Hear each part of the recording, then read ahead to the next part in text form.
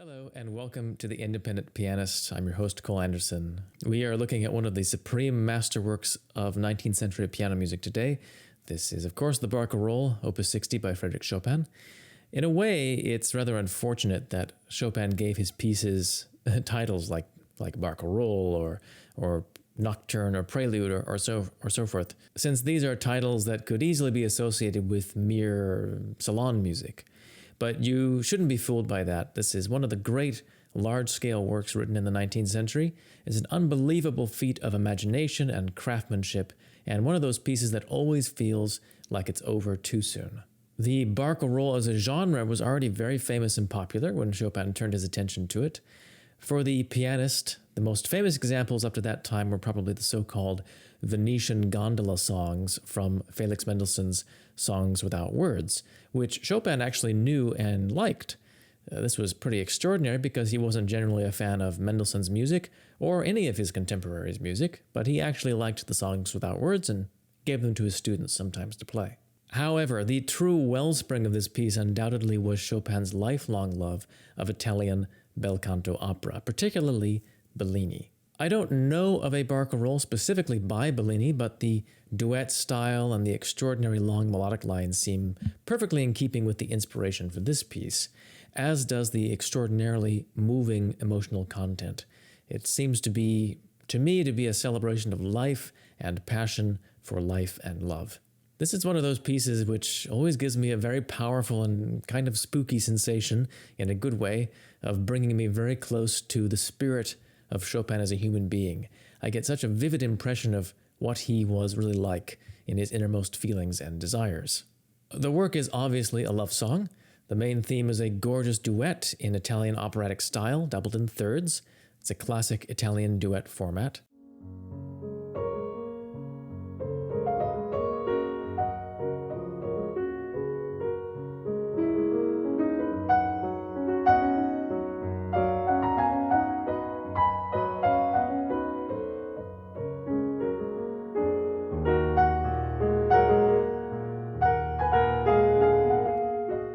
The piece remains in some kind of duet configuration throughout. Sometimes, like in the middle section of the piece, the two parts kind of trade places in the spotlight, with the upper voice first leading and then the inner voice echoing.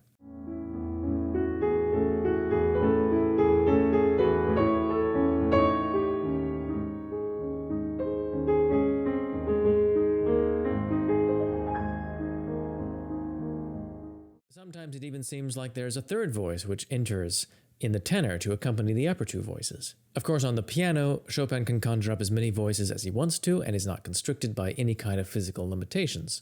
This piece was one of Chopin's last compositions. It was written in 1845 to 1846 and published in 1846. And also, just by the way, I am using the original French edition in this video from 1846. That's why it looks so yellowed. There are a few little mistakes in the engraving, but it's fun to see the original edition, and it's definitely in the public domain. As you might be aware, the only other large-scale works that Chopin wrote after this one were the Polonaise Fantasy, Opus 61, and the Cello Sonata, Opus 65. He also had an amazing set of nocturnes, mazurkas, and waltzes left in him, so these account for Opus 62, 63, and 64. And the last set of waltzes, Opus 64, were finished in 1847, but there were still 2 years left before Chopin died in 1849, towards the end of the year. So what happened? Well, it was right around this time that Chopin finished the waltzes, Opus 64, that he had his famous falling out with his longtime romantic partner, George Sand. George Sand, of course, was the pen name for the influential French authoress Aurore Dudevant. She was having an enormous feud with her daughter. Chopin was actually very close with her daughter, and Sand thought that Chopin was taking sides, and she abruptly called an end to their relationship. There had been kind of problems brewing, I suppose, between them for a long time, but whatever those problems were, Chopin had grown very attached to her. He admired her a lot intellectually and artistically, and he was very devastated by the whole breakup. He never really recovered. He didn't compose any more works, as I said, and after his disastrous tour of the British Isles he made in 1849, he died at the age of 39. Of course, we shouldn't lay all the blame at Sand's door. That's probably not fair. Chopin was very ill, of course. I think you can get a good impression of that in this daguerreotype made in the last year of his life. but nonetheless, perhaps the heartbreak kind of hastened his end.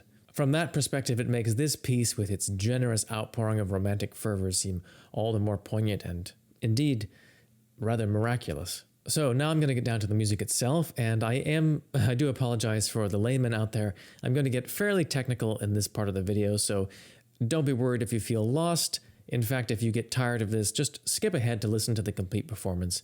I have the timestamp in the description box, so you can do that. You don't have to follow any of this to enjoy the music. The piece is so well written that it makes its effect irresistibly whether you are aware of the technical reasons why it works or not.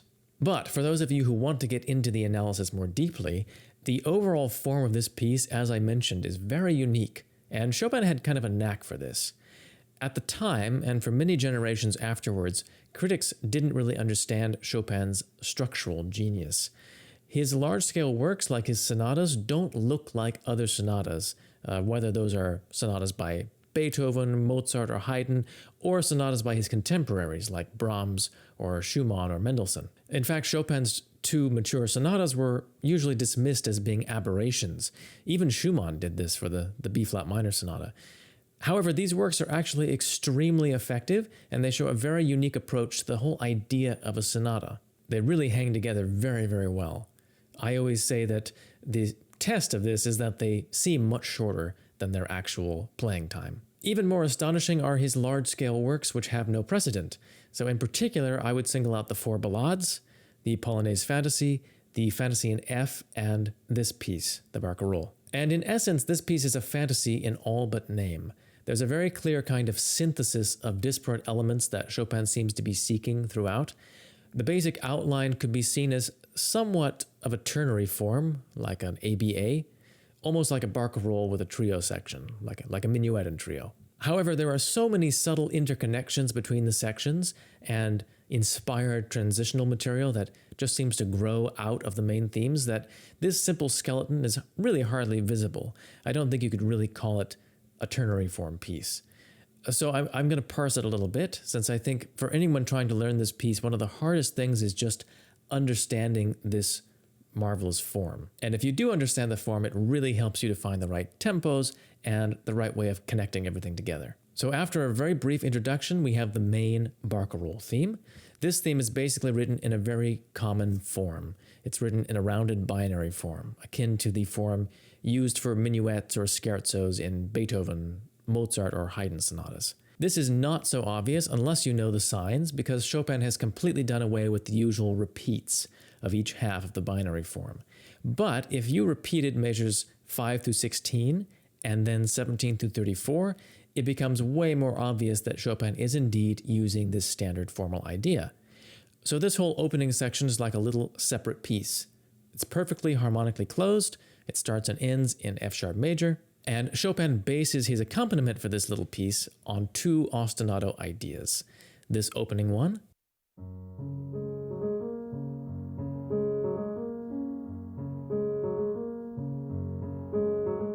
and another one which is basically a quarter note followed by an eighth note.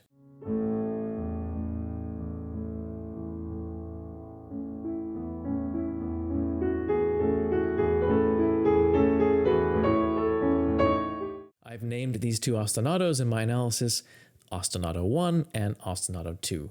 Ostinato, of course, is just any kind of repeating rhythmic pattern that keeps going endlessly. There's a kind of gentle climax at the end of this opening section, which Chopin kind of softens, so it doesn't really feel too conclusive.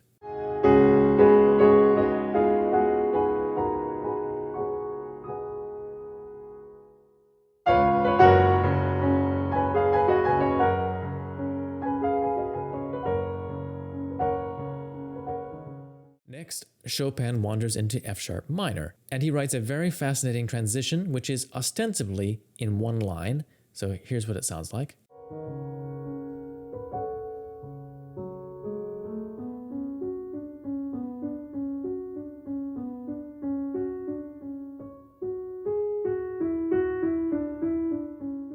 If you noticed, I actually used my left hand here for two notes. And that's a little bit of a detail of fingering which is in Chopin's autograph of this piece. He writes these two C-sharp eighth notes with two stems, one up and one down, and he indicates that they should be taken in the left hand. It's a really beautiful detail, as if the lower voice from the duet is kind of chiming in, joining the upper voice for these two notes. And that really affects your interpretation and timing for this passage. One other detail, I think it is a big mistake that some people add crescendi and diminuendi in this passage, getting louder and softer. Chopin marks only pianissimo in the original, and I think any addition which adds dynamics is missing the point. This is supposed to be hushed and absolutely still and quiet. And then we start the middle section, and this is based on the second ostinato from the opening. I've called this part the trio, so again, hearkening back to the old minuet and trio idea from the classical period. This is written in a much more loose way than the opening section. There's a 12-bar idea, which then is repeated in a greatly amplified way.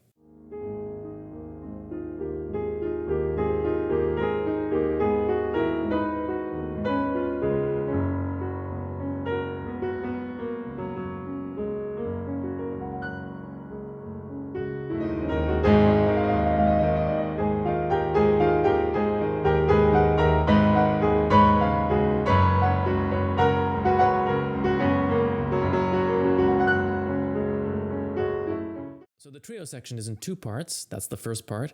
And then the second part is a very different, but also very beautiful. It's a real gondoliera, a Venetian gondolier's song. Venetian boatmen, of course, were famous for serenading their passengers, and even in the present day, it's not uncommon to hear some singing on the water in Venetian canals.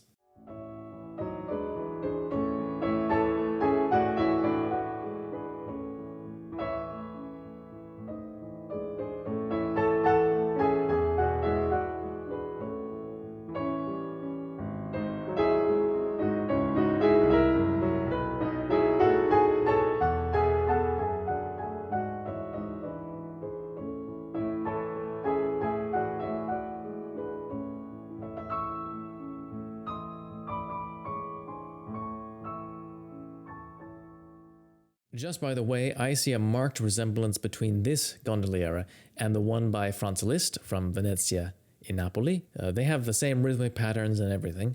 Liszt is also written in F-sharp major. Interestingly, the original version of Liszt's gondoliera actually predates Chopin's piece, so there may be an extremely rare example of Chopin being influenced by one of his contemporaries here.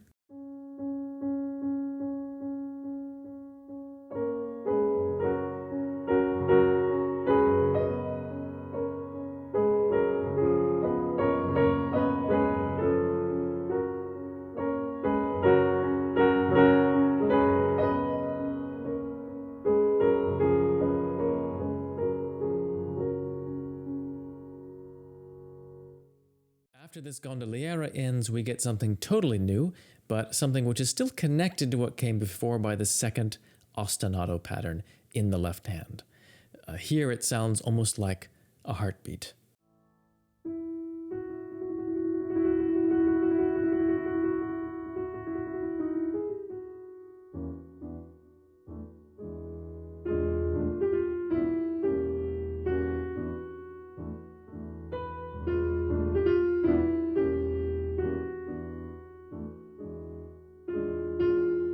This passage is incredibly poetic and beautiful, but it also has a practical purpose to bring us back to our home key definitively. Chopin does this in a way which is just so wonderful. Once the music finally reaches the dominant of F-sharp major, signaling the return, he writes this magical filigree passage which he marks sfogato. Literally, it's freed up or loosened up, and the music just seems to float back towards the main theme.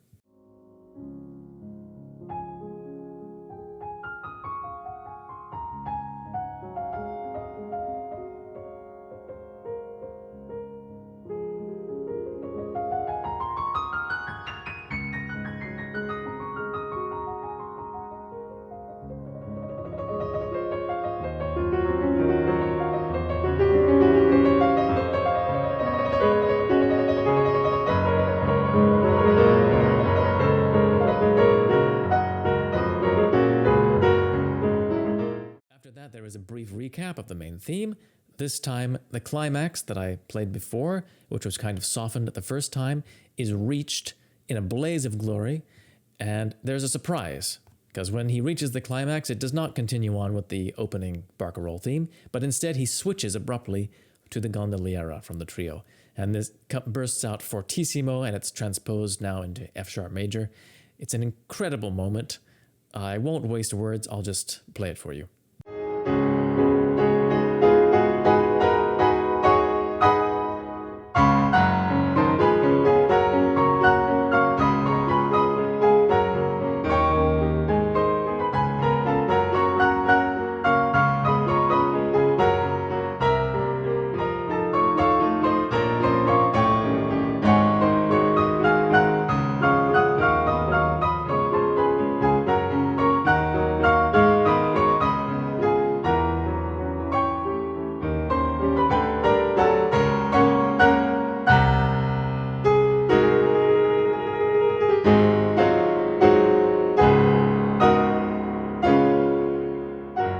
This section is extremely difficult to play well. Until you get the hang of it, the left hand is very awkward. It's very easy to rush, to play too fast. It should only really be the same speed as the gondoliera the first time. Another thing that can help is to try to play the left hand as lightly as you can. Banging the left hand is a great way to make it more difficult for yourself and also to ruin the musical effect. Also, pay close attention to all of the hairpins which Chopin marks. Slight diminishings and increasings of loudness can really make all the difference in making this passage come alive. No matter how loudly you're playing, everything should sing. So after this climax, which is really the high point of the piece, the first part of the trio returns, completely transformed, again transposed into F sharp major. And it's just such an incredibly ecstatic and powerful passage.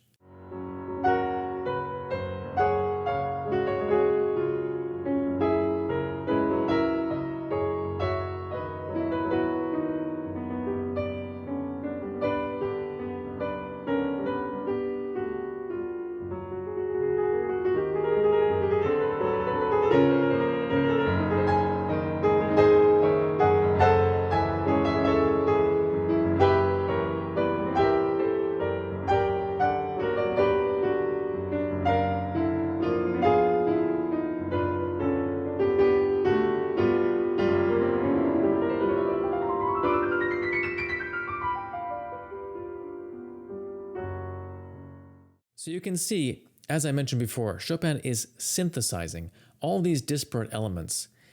These sections all seemed completely separate before, like separate little pieces, but now they're all coming together into the home key in a very unique way. It's not really like a sonata form recapitulation, it's not really like anything, but the closest simile is to the operatic fantasies of the day. It's a very similar procedure to what Chopin's contemporaries did, who wrote these operatic fantasies, including Liszt and all the others, Thalberg, Hertz, and whoever. In fact, there was a kind of trope in all these operatic fantasies that ended up becoming kind of hackneyed, where the main themes that were first introduced separately would be recapped all together in some way, sometimes even all at the same time. And there are many famous examples of this in Liszt's fantasies. Probably the ending of the Norma fantasy is one of the most famous, where the themes all come at once. So Chopin would have been well familiar with that, and he seems to be kind of reacting to that form here in a way. But he's transforming it from something that seems much more like a kind of publicity stunt into something very refined and subtle. So please enjoy my complete performance of this amazing work. Recording this piece was a truly lovely experience. Somehow I got very lucky. I had practiced it a lot, and on my very first take, I got something that I really felt inspired about, and I didn't really feel I even wanted to try to top it, so I kept that, even though there were a few smudges, a few missed notes here and there, but the inspiration I thought was powerful enough that I didn't need to do it again. This is very rare for me, and I think for most recording artists, usually I end up with at least, 5 or 6 takes. Sometimes it ends up being as many as 20 before I really get something that I think is good. So yes, please do enjoy that, and please also consider becoming a financial supporter of the channel. One popular way to do that is through www.patreon.com, which allows you to make recurring pledges each month, and any amount is very helpful. So if you really like this content and you get a lot out of it and you want to keep seeing it, please do consider supporting the channel. I have other links that you can use, PayPal, Revolut, and things like that you can also use to donate if you prefer not to make monthly pledges. I also teach students online, so if you're interested in taking lessons with me, you can also drop me a line at cole@independentpianist.com, and we can set up a consultation. So take care. Please stay tuned to next week for some more great music and or conversation. And until then, please keep practicing.